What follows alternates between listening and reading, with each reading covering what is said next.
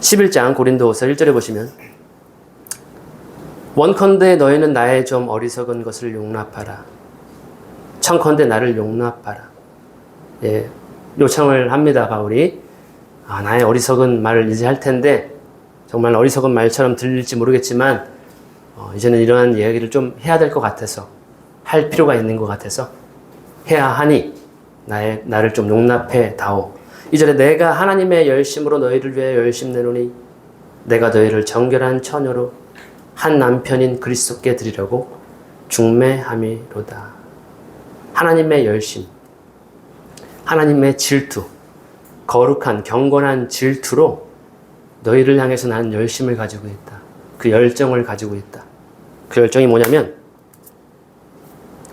정결한 순결한 처녀로서 한 남편, 오직 유일한 남편이죠. 그 한 남편 그리스도께 정혼을 하려고 결혼시키기 위해서 순결한 처녀를 신랑에게 보내야 되잖아요. 그러한 정혼을 중매라는 단어를 사용하면서 지금 열심을 설명하고 있습니다. 중매라고 하는 단어, 이 성경에 여러분들 번역에는 뭐라고 되어 있는지 모르겠는데요. 이 중매라고 하는 단어 예전에 저는 굉장히 거북스러웠습니다. 중매는 무슨 중매야? 소개팅 난 그런 거 저한테 얘기도 하지 마세요. 말만 꺼내기만 해도 정말 구시대적인 발상이다. 나와 같은 X세대가 어떻게 그러한 중매라니. 저는 요즘 말로 MZ 시대까지 왔죠. 저희가 자만추인데 왜 저한테 소개팅 중매라는 거예요? 저 자연스러운 만남 추구해요. 그 주의자예요. 손사래를 쳤던 사람이었습니다. 저도 그렇게 안 보이죠? 그랬던 사람입니다. 그런데 시계가 자꾸 시계 바늘이 점점 40을 향해 가는 거예요. 큰일 났다. 이거 어떡하냐? 발을 동동 구르면서 이러다가 이거 어떡하지? 엄마 좀 알아봐 주세요. 엄마. 아니면 주위의 지인들한테 형제님 자매님 없어요? 아니 건너서 없어요? 그러다가 중매로 만났습니다. 중매덕 안 보려고 했는데 중매덕을 봤어요. 그렇게 해서 만나고 낭자 만나서 결혼해서 가정 이루고 딱 뒤돌아보니까 중매 이거 괜찮네? 나쁜 거 아니네? 싫어할 게 아닌데 내가 왜 이렇게 싫어했었지? 그러한 입장으로 완전히 의식이 전환됐어요. 인식이 개선됐어요. 문이 열렸습니다. 꽉 막혔거든요. 몽통했거든요. 근데 딱 열렸어요. 이러한 세계. 어른들 말이 맞긴 하네. 조금 맞긴 하네. 그래서 저는 요즘에는 믿음이 좋고, 신앙이 좋은 형제 자매님들 보면은, 이 형제를 저 자매하고 만나게 할까? 이 자매님한테 한번 관심 있는가 얘기를 해볼까? 저 형제 어떠냐고 물어볼까? 중매세포가 막 자라나요. 저도 모르게 그러한 선남, 선녀를 볼 때마다 그런 발동이 있습니다. 그래서 성공률이 꽤 있어요.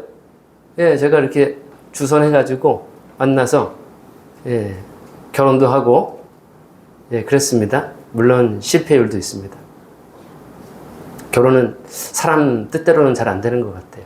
하나님이 도와주셔야. 2절에서 바울은 하나님의 열심으로 질투를 낸다고 합니다. 그 열심으로 무엇을 하냐면, 그 질투로 무엇을 하냐면 정혼을 시키는, 예수님과 결혼시키는 그 영적인 아버지의 일을 하는 것입니다. 신부의 정결과 순결, 딸의 정결과 순결, 이제 신랑에게 딸을 주는 친정 아버지의 영적 아버지가 그 책임을 가지고 있습니다. 우리 딸은 정결합니다. 우리 딸은 순결한 처녀입니다. 만약에 신랑 측에서 순결한 증거를 못 발견했는데요? 라고 하면 아버지가 들고 일어나서 그것들을 증명했어야 하는 유대적인 관습과 이 사상이 여기 안에, 생각이 여기 안에 들어가 있는 것입니다. 그래서 나는 여러분들을 정결한 처녀로, 순결한 처녀로 그리스도께 결혼하는 그 열심을 가지고 정혼시키려고 하는데 3절에 보시면 뱀이 그 간계로 이와를 미혹해 한 것 같이 너희 마음이 그리스도를 향하는 진실함과 깨끗함에서 떠나 부패할까 두려워하노라. 그렇게 열심을 내고 질투를 내고 내 딸을 정결한 처녀로 시집 보내려고 하는데 뱀이 하와를 이와라고 되어 있는데 이브입니다. 영어로는. 그래서 이와라고 번역이 된 거고 옛날 말로는 하와죠. 하와. 히브리 말로는. 그 뱀이 하와를 속여가지고 하나님과 단절하게 하고 하나님과 끊어지게 하고 비극이 시작되고 하나님의 모든 축복을 송두리째 잃어버리게 한 그 뱀의 관계처럼 사탄은 지금 바울을 단절시키는 거죠. 지금 영적인 아버지가 처녀를 준비해서 신랑에게 결혼시키고 정혼시키려고 하는데 사탄이 자꾸만 방해 공작을 펴는 것입니다. 그래서 순전함, 단순함, 진실함과 깨끗함을 부패시키는 일을 하고 있습니다. 처녀로서 반드시 가지고 있어야 하는 단순함이, 단순함이라고 표현된 번역도 있고 진실함과 깨끗함이라고 되어 있는데 그건 한 마음입니다. 한 마음. 신부에게 있어서 일편단심이어야 되지 않겠습니까? 신랑을 향한. 보통의 신부는 신랑만 생각만 해도 마음이 흡족하지 않습니까? 마음이 설레고 결혼 준비하고 결혼 계획하는 것, 생각하는 것만으로도 기뻐서 드디어 내가 저 신랑과 결혼을 하는구나. 저 남편과 한 몸을 이루게 되는구나. 행복감으로 가득 차야 정상인데 지금 진실함과 깨끗함을 그 마음을 부패시키는 일을 뱀이 하는 거예요. 사탄이 하는 것입니다. 신랑 만나는 거 귀찮습니다. 신랑의 말씀, 신랑의 음성 듣는 것도 귀찮아요. 전화하는 것 귀찮아요. 정결과 순결 관심도 없고요. 다른 재미에 빠지는 일들이 이루어지고 있는 것입니다. 뱀이 지금 그 배후에서 그 일을 이루고 있는 것입니다. 그래서 신랑 만나는 게 귀찮은가? 말씀도 재미없고 지루한가? 정결함? 순결함? 관심 없고 지금 다른 재미에 빠져 있다면, 다른 데 열중하고 있다면 이미 사탄이 마음을 지배하고요. 가득 차서 그 마음을 속이고 부패시키고 있는 것입니다. 한번 잘 생각해 봐야 됩니다. 나의 마음이 지금 일편단심 신랑에게 집중되어 있는가?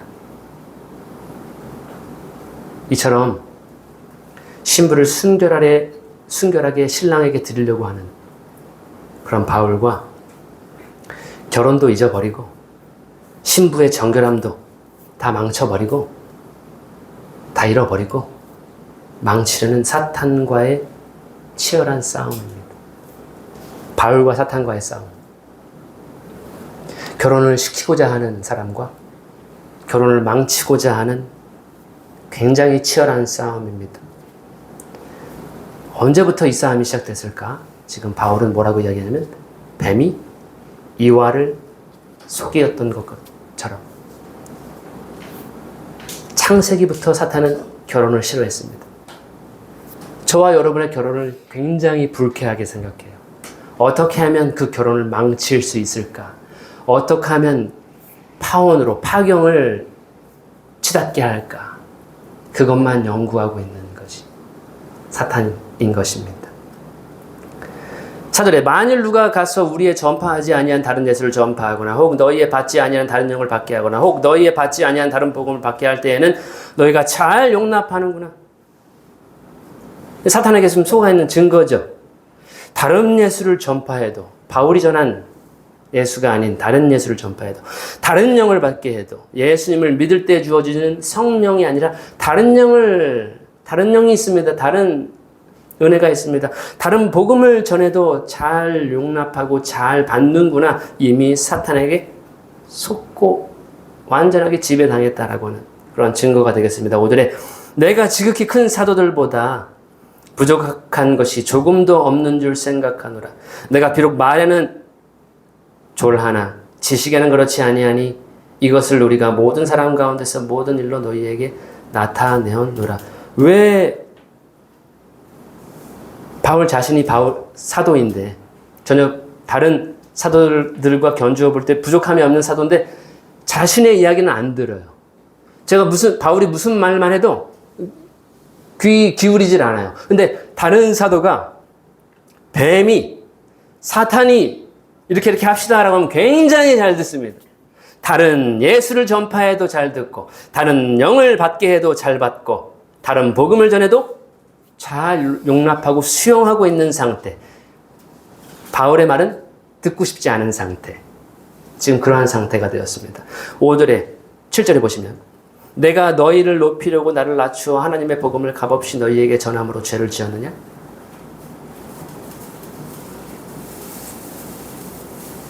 내가 은혜롭게 복음을 전한 것에 대해서 그것이 죄가 되었습니까?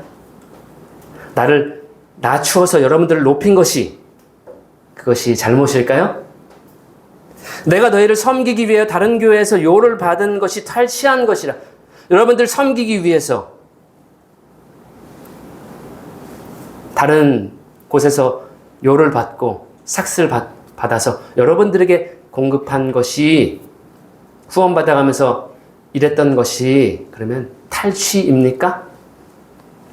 9절에 또 내가 너희에게 있어 용도가 부족하되 아무에게도 누를 끼치지 아니함은 마게도냐에서 온 형제들이 나의 부족한 것을 보충하였음이라. 내가 모든 일에 너희에게 폐를 끼치지 않기 위하여 스스로 조심하였거니와 또 조심하리라.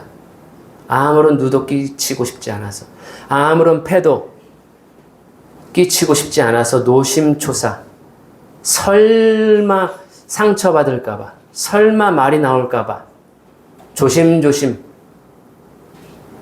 조심에 또 조심. 부족한 것이 있었어도 부족하다 이해하기 못하는 그 심정. 나 이런 것이 어려운데, 이런 것이 지금 힘든데, 그런 힘든 내색 하지 않고 그들을 높이기 위해, 그들을 섬기기 위해, 그들에게 은혜를 주기 위해 했던 것, 오히려 마게도냐 형제에게서 보충을 받으면서 여러분들을 섬겼습니다. 10절에 그리스도의 진리가 내 속에 있으니 아가야 지방에서 나의 이 자랑이 막히지 아니하리라. 바울이 이렇게까지 한 이유가 있겠죠. 특별히 고린도 아가야 지역이라고 하는 그리스 지역이면서 고린도 지역에서 이렇게 사역한 이유가 있습니다. 그리스도의 진리가 뭘까요? 여기서 어떠한 그리스도의 진리가 사도 바울을 움직여서 지금 이러한 형식으로, 이러한 형태로 그들을 사랑하고 그들에게 복음을 전하고 그들을 섬겼을까? 그리스도의 진리가 뭘까? 그 이유와 연고가 뭘까? 11절에 보시면 어떠한 연고뇨? 내가 왜 이렇게 했을까요? 내가 너희를 사랑하지 아니함이냐? 하나님이 아시느니라. 왜 이렇게 했는지 너희를 사랑하기 때문에. 이것이 사랑이 아니겠는가? 하나님이 아시는 것 아니겠습니까?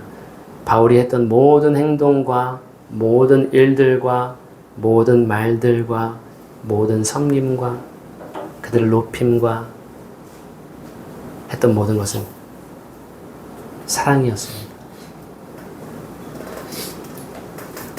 내가 하는 것을 또 하리니 나는 끝까지 그렇게 할 것이다라는 것입니다. 나는 끝까지 여러분들을 이 방식으로 사랑할 것입니다. 기회를 찾는 자들의 그 기회를 끊어 저희로 하여금 그 자랑하는 일에 대하여 우리와 같이 되게 하려 함이로다. 바울을 비방할 기회만 찾는 사람이 있었어요.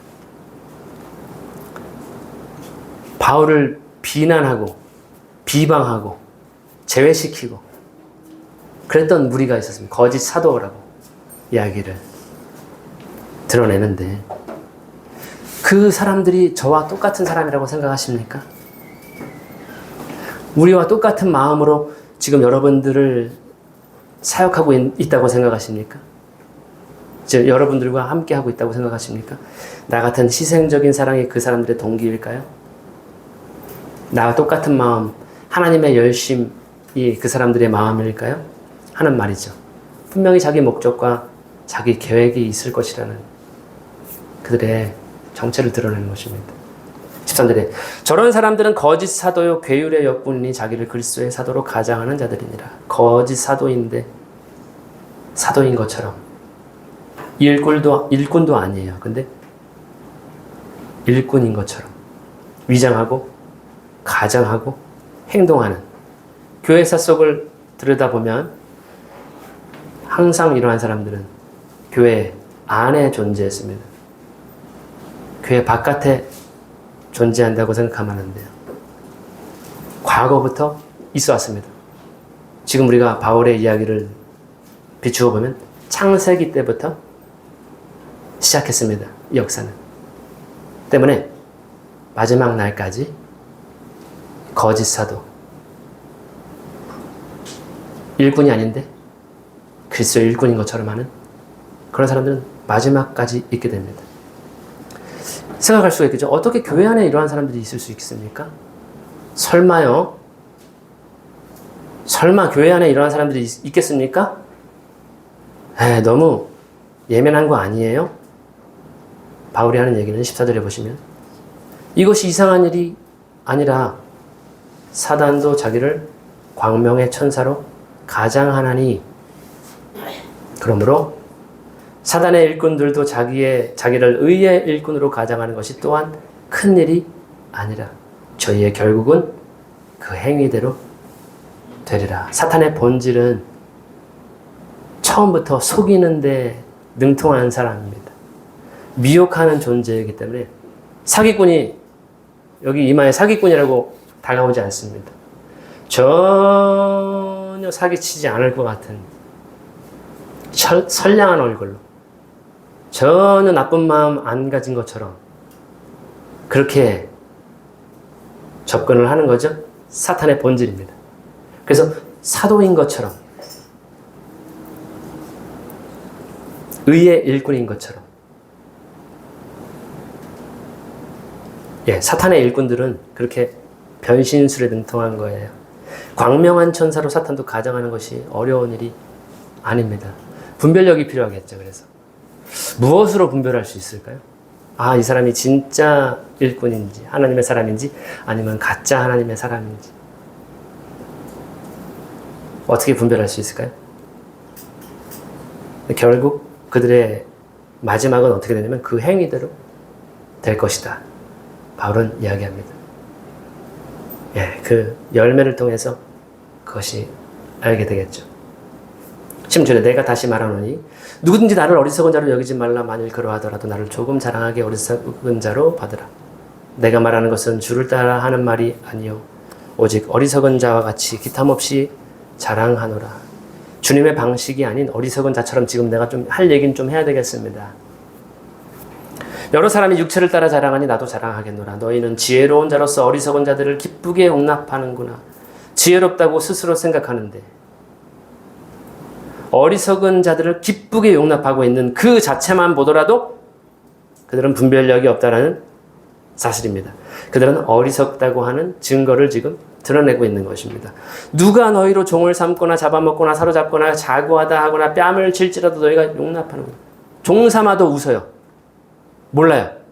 잡아먹어도 먹히고 있는데도 즐겁습니다. 사로잡고 교만하게 지배하고 뺨을 쳐도 기뻐하고 있는 상태가 바로 고린도 교회의 상태였습니다. 우리가 약한 것 같이 내가 욕되게 말하노라. 부끄럽게 말한다는 이야기입니다. 그러나 누가 무슨 일에 담대하면 어리석은 말이 남아 나도 담대하리라. 저희가 히브리인이냐? 나도 그러하며 저희가 이스라엘이냐? 나도 그러하며 저희가 아브라함의 씨냐? 나도 그러하며 지금 이 거짓 사도들의 정체를 이제 그들의 국가적인 혈통적인 정체를 드러내는데 혈통적으로 봤을 때 그들의 외모를 봤을 때 그들의 유전자를 봤을 때 모든 조건은 다 갖추고 있습니다. 히브리인입니다. 그리고 이스라엘 사람입니다. 아브라함의 씨입니다. 겉모습으로 봤을 때는 하나님의 사람의 조건을 다 가지고 있는 거죠. 하나님의 선택받은 사람들이죠. 전혀 손색이 없습니다. 조건은 다 갖췄습니다. 그러나 겉모습으로 외모로 판단할 수 없다는 거죠. 외모로 그 사람이 진짜인지 가짜 사도인지 분별이 안 된다는 것입니다. 외모를. 무엇으로 분별이 되는가? 23절에 보시면 저희가 그리스도의 일꾼이냐? 정신없는 말을 하거니와 나도 더 그러하도다. 내가 수고를 넘치도록 하고 옥에 갇히기도 더 많이 하고 매도 수없이 맞고 여러 번 죽을 뻔하였으니 유대인들에게 40에 하나 감한 매를 5번. 자, 진짜 사도의 증거가 이제부터 드러나기 시작합니다. 예, 수고를 넘치도록 하고요. 옥에 갇혀요. 감옥에 갇혀요. 매도 수없이 맞아야 돼. 여러 번 죽을 고비를 넘겨야 돼. 그것이 진짜라는 이야기입니다. 유대인들에게 40에 하나 감한 매를 5번 맞았다. 유대인들은 율법적으로, 그들의 전통적으로 40대를 넘기면 안 돼요. 40은 죽음의 숫자고 시험의 숫자죠. 그래서 40에서 한 대를 꼭 감해야 됩니다. 40대 때리면 이 무자비함처럼 사람을 죽이고자 하는 의도를 가지고 때렸다라고 해서 40대 이하를 때렸어야 됐습니다. 혹시 40대 때려도 되는데 40대까지는 가능한데 혹시 하나를 들세가지고 41대 때리면 하나님의 뜻을 저버리는 거예요. 그래서 40에 하나를 감한 매를 때렸습니다. 굉장히 치밀하죠. 예, 숫자 잘못되는 그러한 오류를 막기 위해서 유대 전통적으로 그렇게 때렸습니다. 사람을 때릴 때. 이 매를 바울이 몇 번 맞았냐면 5번을 제가 맞았습니다.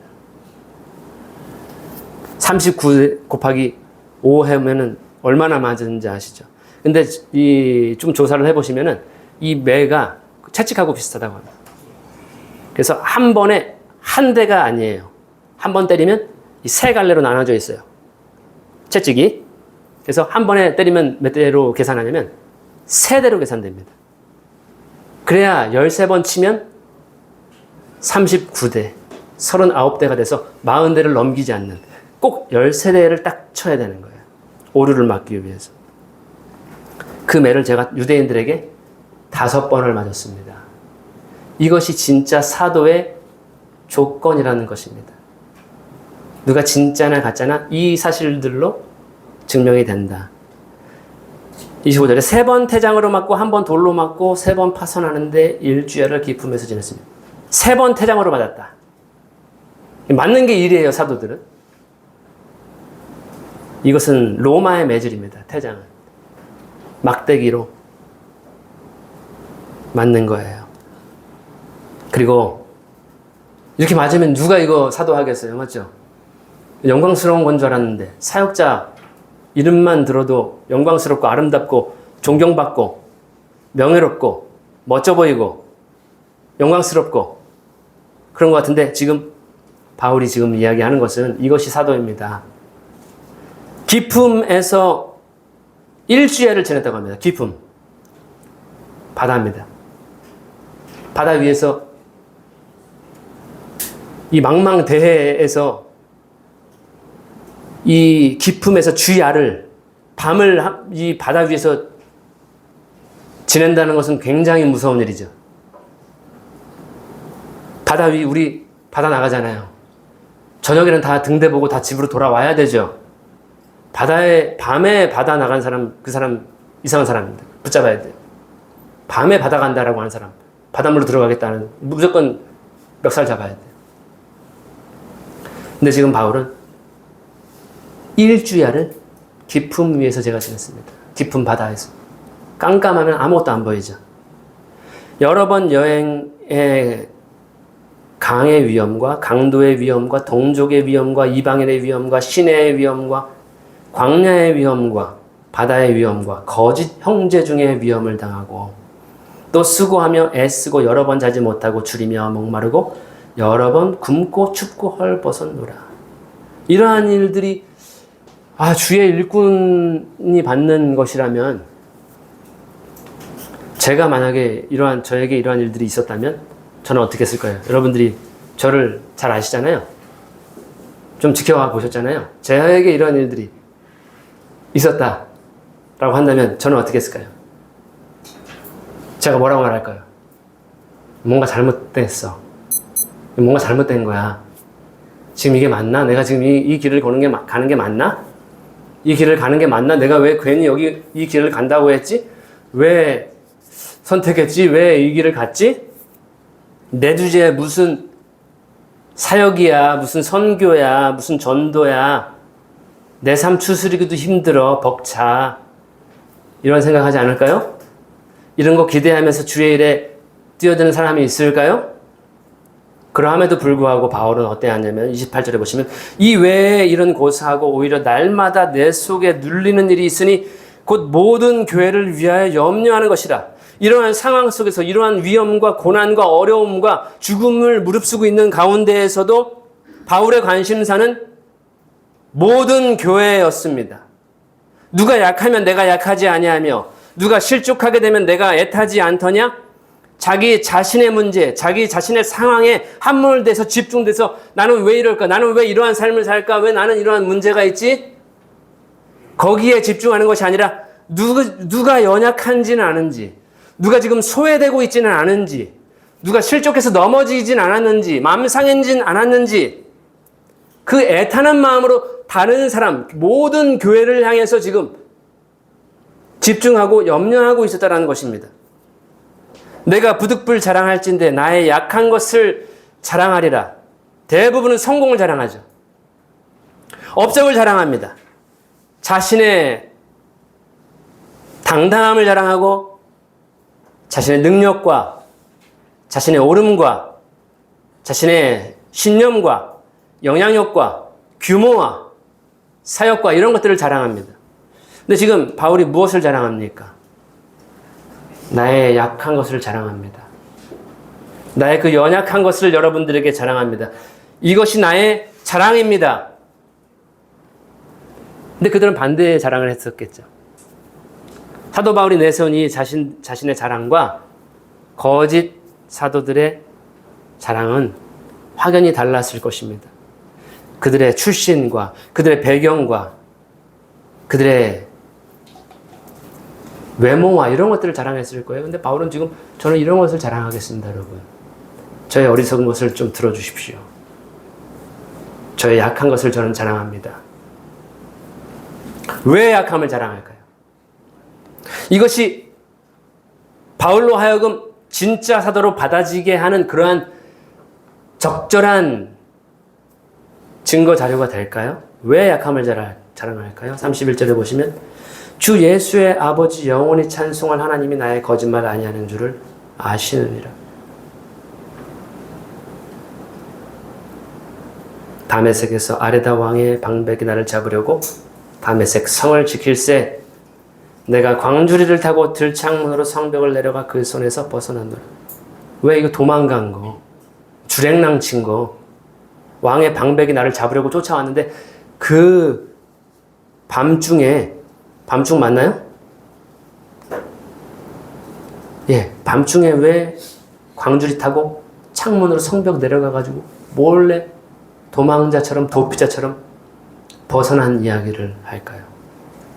이것이 바울의 자랑이기 때문에 우리는 무엇을 자랑하고 있나요?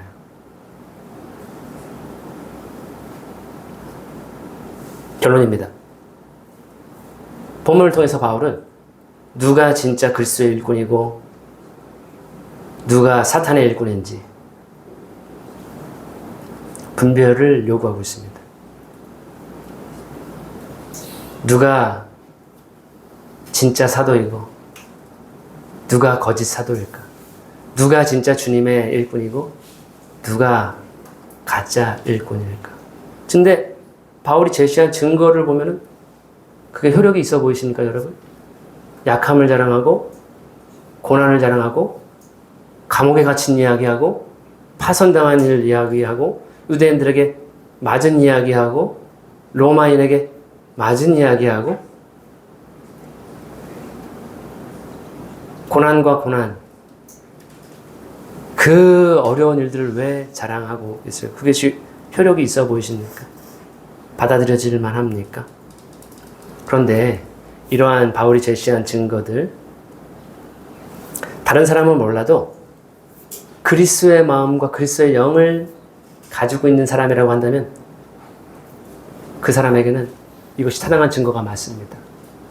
바울이 제시한 그의 변호가 그의 사실을, 그의 무죄를, 그의 정당성을 뒷받침하고 있습니다라고 명확하게 분별할 것입니다. 그런데 여전히 성공적인, 멋져 보이는, 자랑할 만한 그러한 것에 속아 있다면 바울은 가짜 아닌가? 여전히 분별하지 못하고 있겠죠. 바울이 겪은 그리스도의 고난과 희생적인 사랑으로 우리들에게 있어서는 증거는 충분합니다. 그러지 않습니까? 이것이 사도의 증거입니다. 이것이 그리스도의 일꾼의 증거입니다. 그런데 우리가 생각했던 자격과 조건하고 좀 우리의 생각, 성공해야 진짜 주님의 일꾼 아닙니까? 크게 쓰임받아야, 큰 규모를 갖춰야 주님의 일꾼 아니겠습니까? 우리가 생각할 때, 우리의 관점을 볼 때. 아니라는 이야기입니다. 다 성공하려고 원합니다. 다 유명해지기를 원합니다. 제가 한 글을 봤는데, 저는 유명해지려고 여러 번 시도를 했습니다. 책도 쓰고, 강사도 뛰고, 그러나 아무리 노력해도 안 되길래 저는 목사를 때려쳤습니다. 평범한 사람으로 살아가는 것이 저의 본업 같습니다. 이러한 이야기를 하는 글을 봤습니다. 지금 바울의 이야기를 비교해서 본다면 좀 이상한 거 아닌가? 당연한 건데 잘 안 되는 것이 당연한 거예요. 찌질이 고생하는 게 당연한 거예요. 여러분들, 우리는 이 분별력을 우리는 가지고 있어야 되겠죠. 뭐가 진짜고 뭐가 가짜인지. 왜냐하면 예수님의 말씀에 비추어 보면 이렇습니다. 누가복음 9장 마지막 구절인데요. 한번 앞에 준비가 됐겠죠? 누가복음 9장 23절에 보시면 이런 말씀했습니다. 또 무리에게 이르시되 아무든지 나를 따라오려거든 자기를 부인하고 날마다 제 십자가를 지고 나를 따를 것이니라. 이게 진짜 제자예요. 이 길로 가고 있지 않다면 다시 한번 경로를 수정해야 돼요. 예수님의 길을 따라가는 것이 진짜예요. 아무든지라고 지금 이야기하고 있습니다. 아무든지. 누구든지. 다른 복음서에서는 누구든지예요.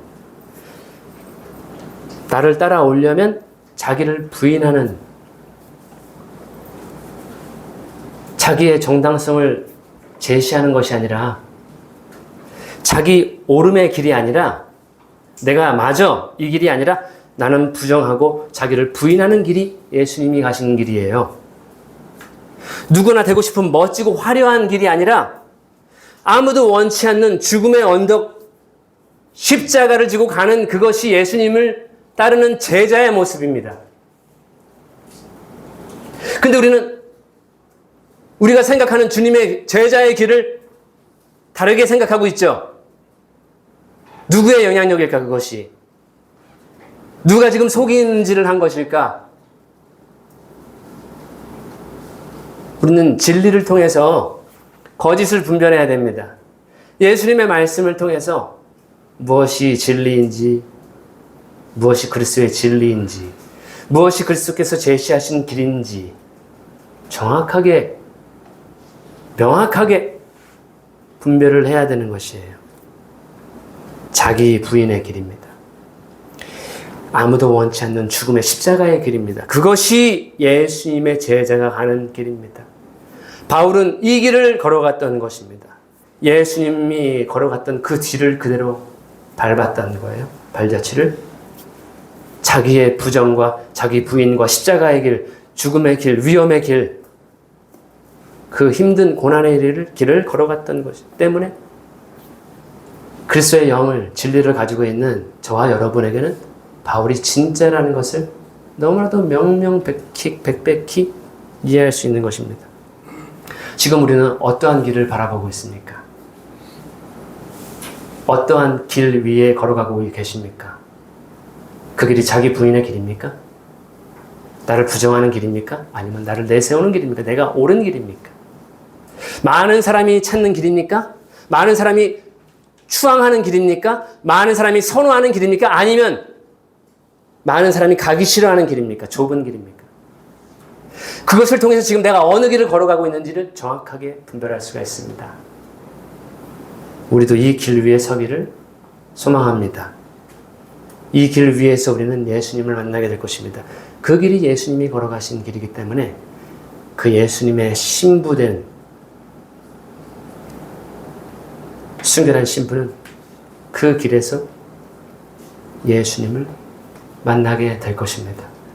그러한 길로 걸어가시는 넓은 길이 아니라 좁은 길, 영광의 길이 아니라 십자가의 길, 그 길로 걸어가시는 저와 여러분 되시기를 축복합니다. 기도로 마치겠습니다.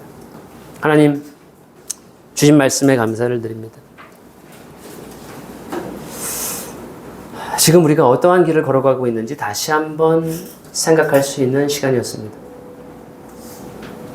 바울이 걸어갔던 길, 그 길을 우리가 지금 걸어가고 있습니까? 주님이 걸어가셨던 길, 그 길 위에 저희들이 서 있습니까? 다시 한번 우리의 시력을 회복시켜 주시고 안약을 발라서 깨끗이 볼 수 있게, 선명하게 볼 수 있게 하여 주시옵소서. 우리의 벌거벗은 것을 주님 깨닫게 하시고 주님에게로부터 흰 옷을 사서 다시 거룩한 신부로서 옷을 입게 하여 주시옵소서. 우리는 주님의 길을 걸어갈 수 있도록 주님의 길을 걸어가기를 원합니다. 세상이 제시하는 길, 세상이 선호하는, 환호하는 길, 세상이 우러러보는 길 아닌 주께서 걸어가신 길, 자기 부인의 길, 십자가의 길, 그 길에서 주님을 만나게 하여 주시옵소서. 분명히 주님은 거기 계실 것입니다. 우리를 안아주실 것입니다. 착하고 충성된 종아, 네가 적은 일에 충성했다 칭찬하실 것입니다. 내 주인의 기쁨에 동참하라 하실 것입니다. 바울이 진짜였습니다. 우리가 가짜에 속았던 건 용서하여 주시옵소서. 헛된 것에 현혹됐고 미혹됐던 것 용서하여 주시고 이젠 그 진리의 길, 희생적인 사랑의 길, 모든 것을 포기할 수 있는 길, 그 길로 걸어오게 하여 주시옵소서. 그러한 저가 되게 하시고 그러한 교회가 되게 하여 주시옵소서. 감사드리며 예수님 이름으로 기도합니다.